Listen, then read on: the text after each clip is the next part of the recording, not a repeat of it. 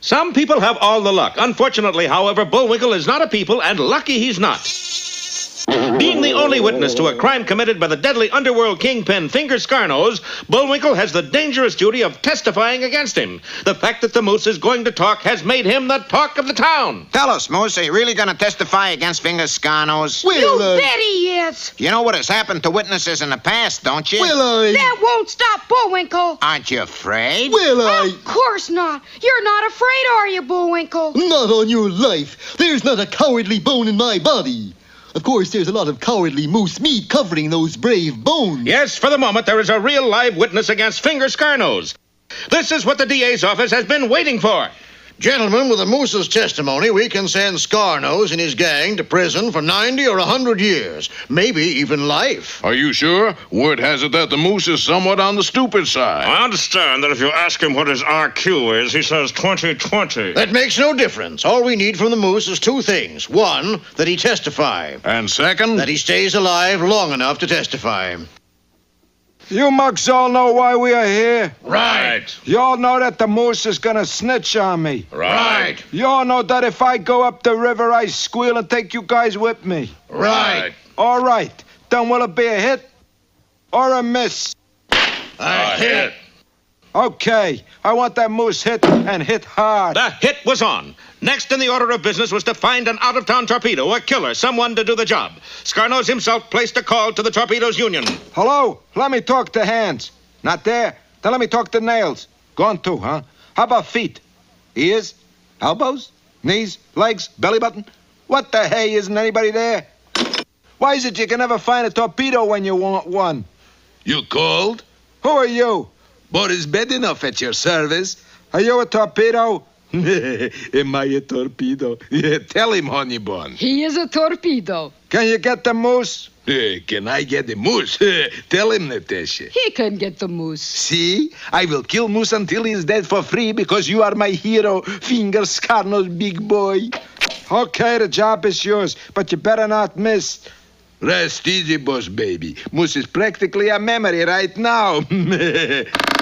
Here we are, darling. Now what is planned to kill Moose? Doesn't witches disguise in basket apples give you a hint? Boris, you are going to pull Snow White caper on Moose? Good girl. Only I don't got old-fashioned poison apple. I got apple with bomb inside that will blow Moose to bits. Pure genius, darling. Here goes, Natasha. Stand back so you don't get pieces of blown-up Moose all over you. The postman always rings twice, so that must be he.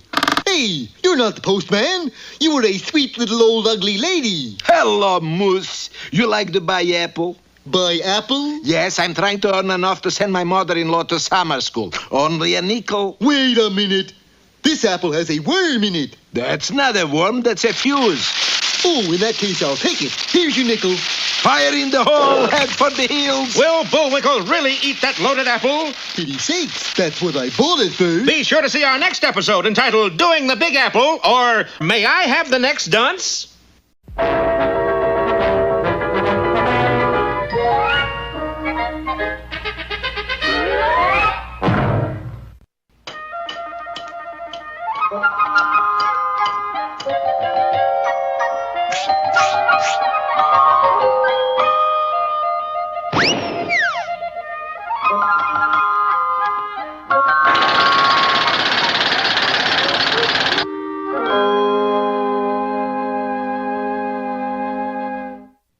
Yo-ho, Junior. Where are you, boy?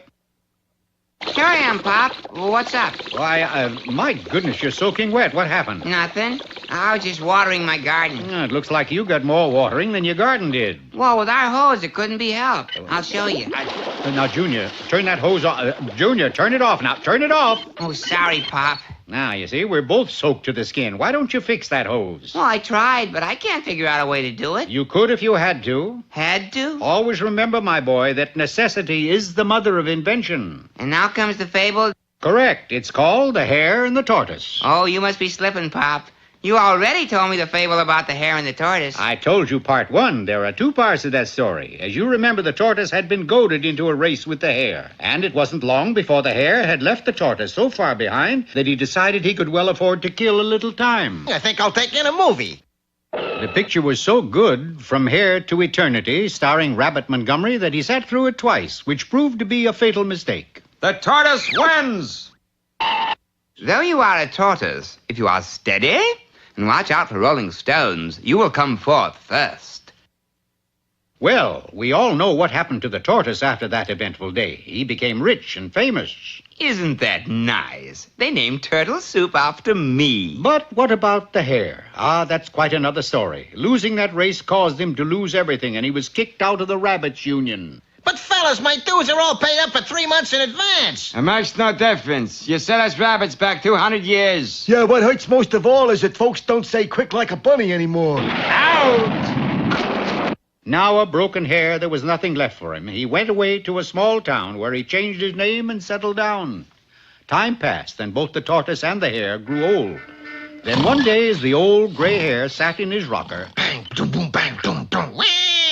Concern it, what's all the racket out there? Hey, Grandpa, Charlie Frickett beat me up. What for? For the 3rd time this week. He said that the tortoise beat you in a race, and I said he didn't. This hit the old hare pretty hard when his own grandbunny, well, that was too much. Well, now that I know that if you're a tortoise and you keep running around over mossy rock steady like 4 times or whatever the heck that was, he said. That he hurried into the big city and went directly to the tortoise's house. Howdy, hare. Howdy. You got the glove I can borrow? Here you are. Thank you. I hereby challenge you to another race, or are you chicken? No. I'm all tortoise, and you're out. The date was set, and the hare immediately tried a trial run to check his speed. How did it do? My speed's pretty frightening, isn't it? I'll say. It took you 3 hours to run the 4-minute mile. Suddenly realizing that old age had taken its toll, and he was probably now slower than the tortoise, the hare had to turn to the speed of his wits. Locking himself in his workshop, he worked day and night, inventing ways to increase his speed. By the day of the big race, he was ready, and arrived at the starting line with a wagon load of inventions. What kind of a harebrained scheme are you up to now? Never you mind, Sonny. Just stand aside when you see me coming. Go! The tortoise crept into an early lead, mainly due to the fact that the hare crept into the wagon and took a nap. Grandpa, what are you doing? Right now, I'm taking 40 winks. But the tortoise is getting way ahead of you. That's all right. Just let me know when it gets to Miller's barn. Miller's barn burned down 2 years ago. In that case, I better get going. Slipping into one of his inventions, a rocket jacket, he lit the fuse. Stand back, boy. I'm gonna pass that tortoise like he's standing still.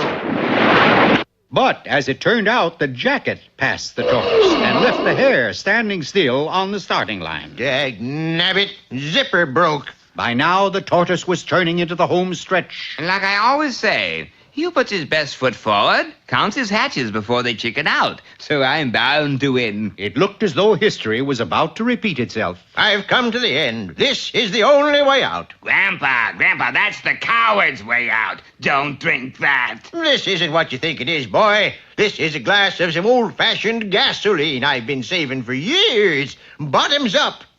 A little gas on his stomach was all he needed, for it no sooner hit bottom.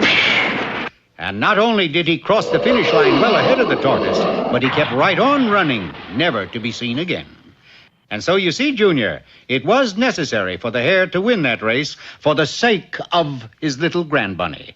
And that proves that necessity is the mother of invention. Yeah, Pop, but the hare drinking gasoline proves something else. Oh, what's that? That there's no fuel like an old fuel. I guess you're right.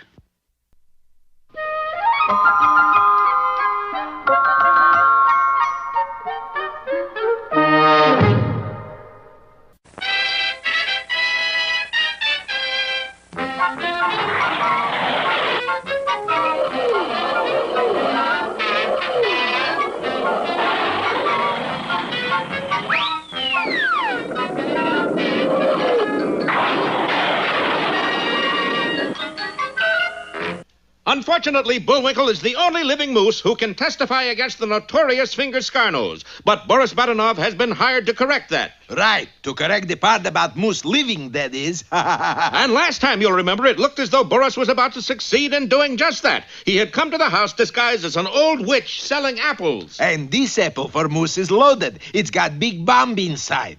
How about it, big boy? You want to buy apple for nickel? Are you sure this isn't the worm in the apple? I told you before, that's not worm, that's the fuse. Convinced that it wasn't a worm, Bullwinkle took the apple as Boris and Natasha dashed for cover in a nearby alley. Hurry, honey bun. We will hide in garbage cans so that we won't get hurt by flying pieces of moose. Hey, what have you got there, Bullwinkle? An apple? Hold it, there's a worm in it. Oh, that's not a worm. The sweet little old ugly lady in the witch's disguise that sold it to me said it is a fuse. Oh, lady, fuse. Could be a worm, though.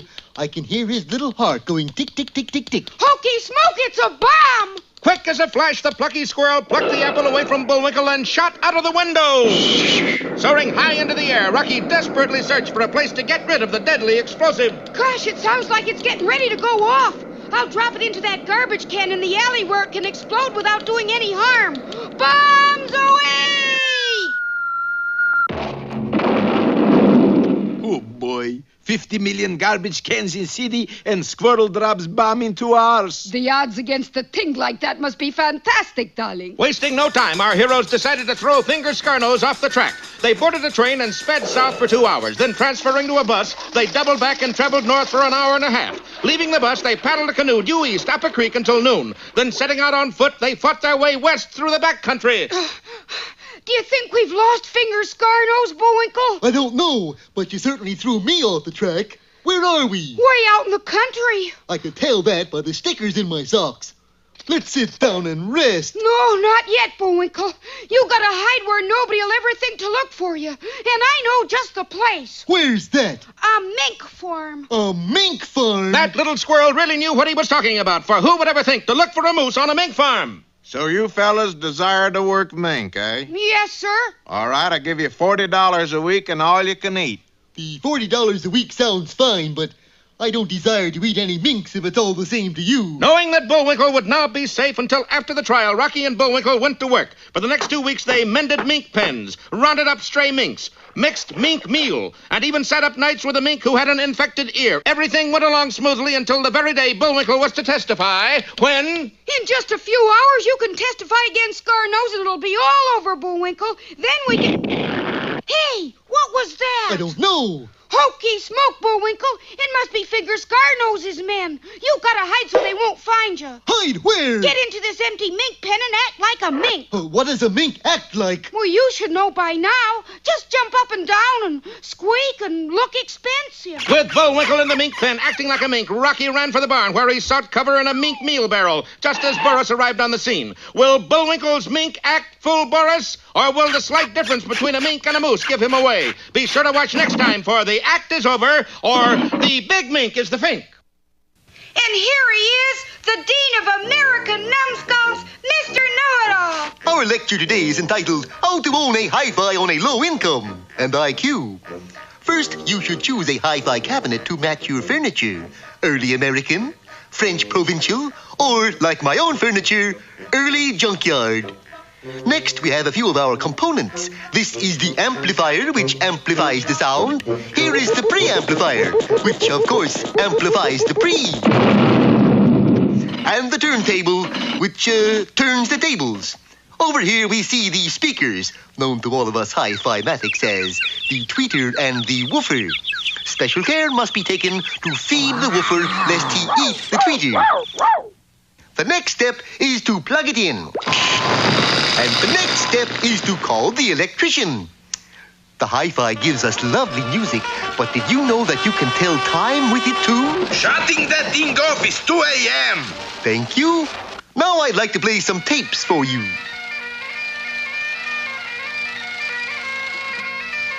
Must have put some scotch tape on by mistake. But here's my real favorite. Sing along with Lawrence Elk. A-do-do-do-do-do-do-do. I bring my favorite tape, Bullwinkle. Be my guest. Put it on. Is adhesive tape. Well, thank you, Mr. Know-It-All. Mm-hmm.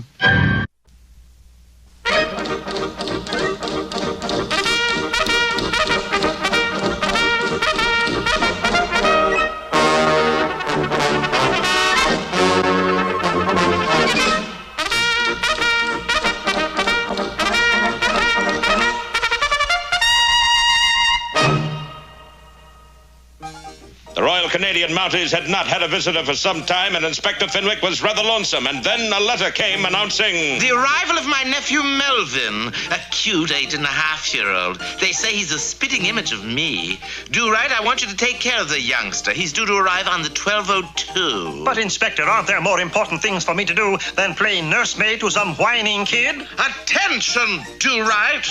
You must remember that my nephew is a Fenwick. Fenwicks do not whine. And if I ever so much as hear you use that expression again, I'm going to drum you out of the force. Yes, sir, Inspector Fenwick. Homer, I have finally decided that the only way to beat the Mounties is to bore from within. By that I mean we will have to plant someone within the RCMP camp who will, with the nerves of steel and keen perseverance, do away with Inspector Fenwick. But Snidely, they'll recognize me. No, Homer, I wasn't thinking of you. The man I have in mind is Nasty Noogle. Oh, no, Snidely, not Nasty Noogle. Yes, Homer, things have gone too far. It's time for Nasty Noogle. We've got to get him into the Mounties. There's only one problem. Nasty Noogle is only 3 feet tall, and you know the requirements of the Mounties. Eyes are blue. Heart, that's true. Snidely, Noogle's nasty. Of course he's nasty, but that won't keep him from getting into the Mounties. It's his height. They won't accept anyone under 5 feet 10 inches tall. But I'll think of something. Anyway, Noogle's due on the 12:02. Oh, the jig's up. Dudley's here. If he sees Noogle, he'll catch on to the whole thing. Melvin! I am Dudley Do-Right, come to take you to camp. What's the matter? Oh, you don't have a balloon. Well, here. What do you make of that, Homer? Here he is, Inspector. Your little nephew, Melvin. This is my nephew? This is my nephew. My wife's side of the family. Well, how's my little man? I didn't do nothing. Dudley, you know the regulations. The smoking lamp is out. It's those bad habits he's picked up in the East, Inspector. Here, Melvin, give me the nasty old cigar. Meanwhile, Inspector Fenwick's nephew continued to wait for someone to meet him and take him to the RCMP camp. Now, Melvin, you know you have to eat your spinach to grow up to be a big man like Dudley. I've eaten so much spinach, if you sprinkled me with water, I'd rust. Precocious little rascal, aren't you? Uh-oh, time for a Betty Bye, 7:30. Betty Bye? Oh, you're gonna get yours. Back in bed, you naughty boy. Meanwhile, Inspector Fenwick's nephew continued to wait for someone to meet him and take him to the RCMP camp. Oh, a ball. You want to play catch? Here, throw it to me. Boy, what an arm that lad has. Oh, you want to play cops and robbers. Bang, bang, bang. I got you. No, you didn't.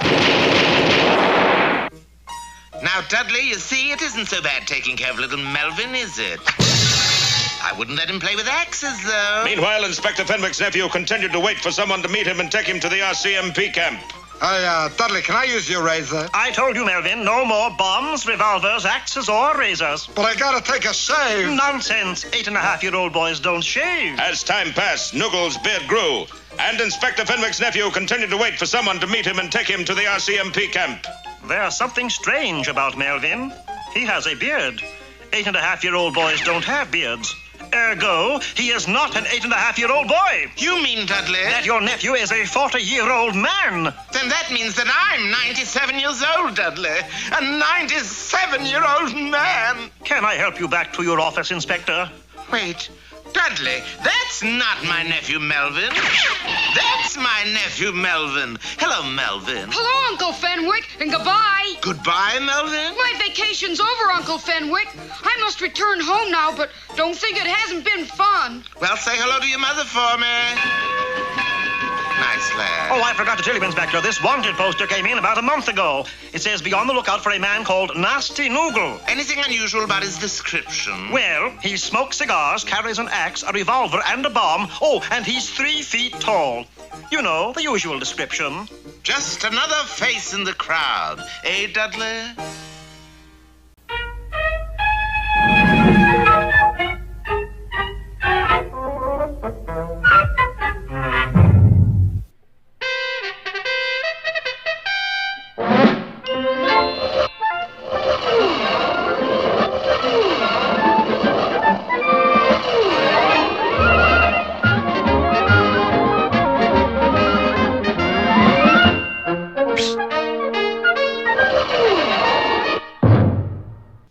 Realizing that Boris had been hired to kill Moose so that he would be unable to testify against Finger Scarnose, Rocky knew that he must hide Bullwinkle where he would be absolutely safe until after the trial. You want me to hide on a what, Rock? Mink farm. I was afraid that's what you said. Knowing a mink farm would be the last place anybody would ever think to look for a moose, our heroes signed on as mink hands at a local minkery. Everything went well until the very day of the trial when Boris and Natasha arrived at the farm. Hokey smoke! Bullwinkle, we gotta hide you. Shoving Bullwinkle into an empty mink pen, Rocky instructed him to act like a mink. Squeak, squeak, squeak, squeak, squeak. Oh, squeak. Hiding in a mink meal barrel, Rocky waited in the darkness for 2 hours. Then, when all seemed quiet... They must be gone.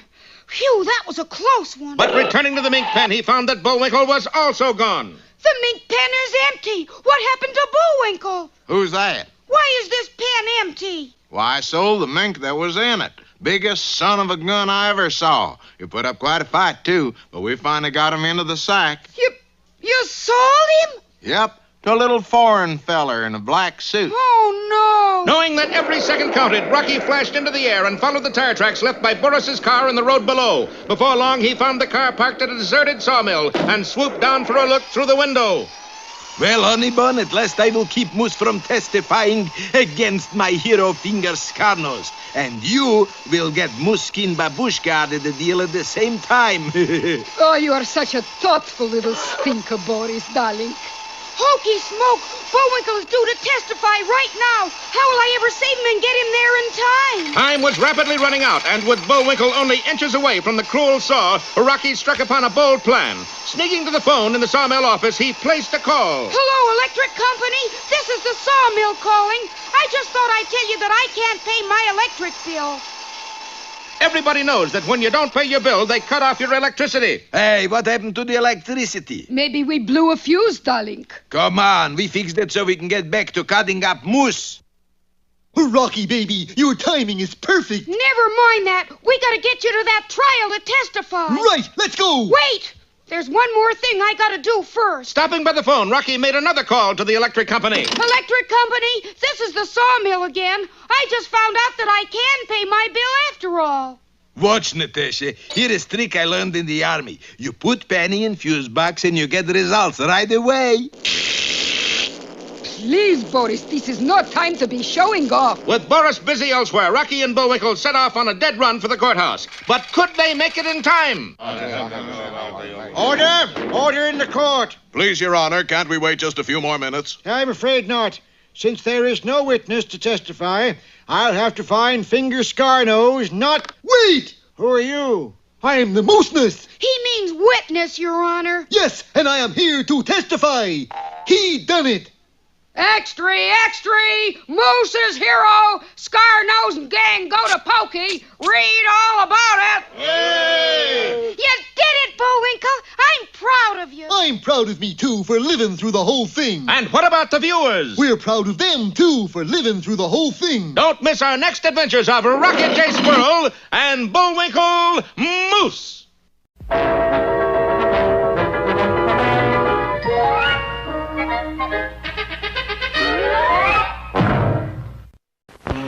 Greetings, you culture bugs. Today's poem is called The Daffodils. I wandered lonely as a cloud that floats on high o'er vales and hills, when all at once I saw a crowd, a host of golden daffodils, continuous as the stars that... Hey. Can't you read the sign, Bodie? Well, certainly. What sign? The one behind those daffodils. This one that says, do not pick flowers? That's the one. Well, there I was, Your Honor, wandering lonely as a cloud that floats... 30 daffodils, eh? That will be $30 and 30 days. Now oft, when on my couch I lie, in vacant or in pensive mood, they flash upon my bright blue eye, as I sit here in solitude. And then my heart with anger fills. $1 apiece for daffodils?